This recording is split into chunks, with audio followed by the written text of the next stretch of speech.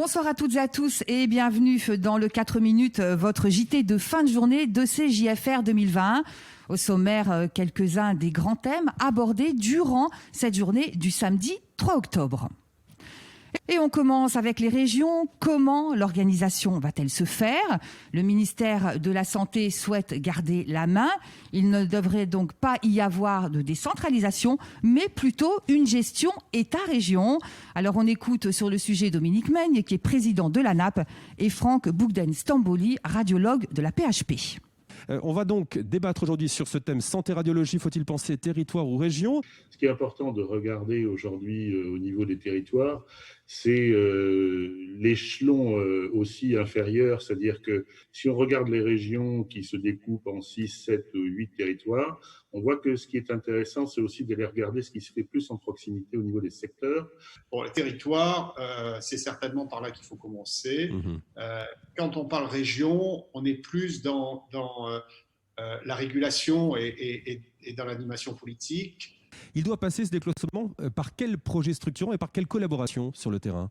L'accessibilité à la fois géographique, temporelle et financière des patients à ces soins et notamment à la radiologie dans ce qu'elle est au cœur du parcours de soins. La question, c'est l'équilibre entre les hospitaliers et les libéraux. Il faut que les hospitaliers, au-delà de leur volonté et du discours, acceptent et respectent les organisations libérales.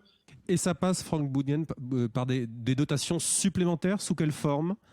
Il en était question dans le Ségur. Il y a des besoins de santé prioritaires. Dans le pilier 2, qui lui concerne les financements et les investissements, il va falloir aussi adapter les modes de financement de notre système de santé aux besoins des populations. On va effectivement peut-être vers un monde plus collaboratif.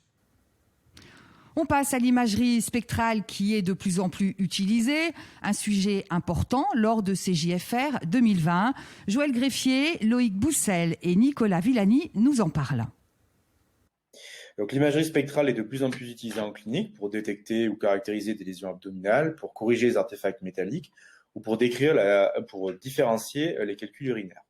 L'imagerie spectrale consiste à acquérir ou détecter deux spectres de photons à basse et haute énergie pour calculer séparément l'effet photoélectrique et l'effet Compton.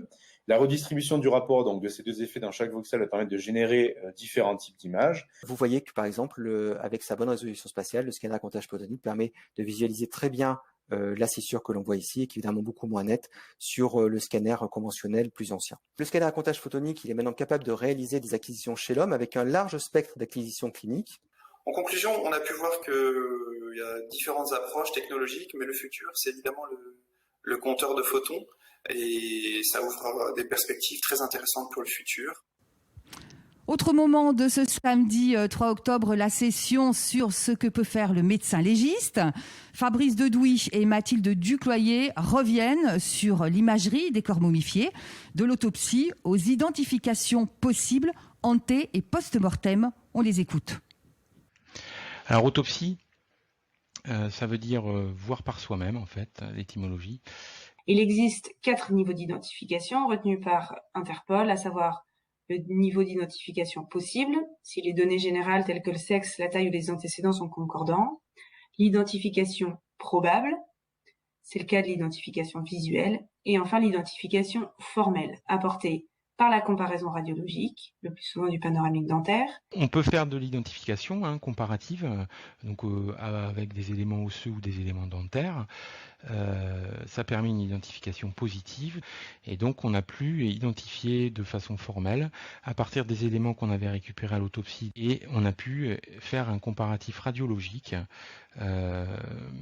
entre ces différents éléments qui nous a permis une identification positive formelle de cet individu sans passer par la génétique. Bien sûr, le scanner post-mortem fait partie de ce cortège d'examens complémentaires et est vraiment fondamental.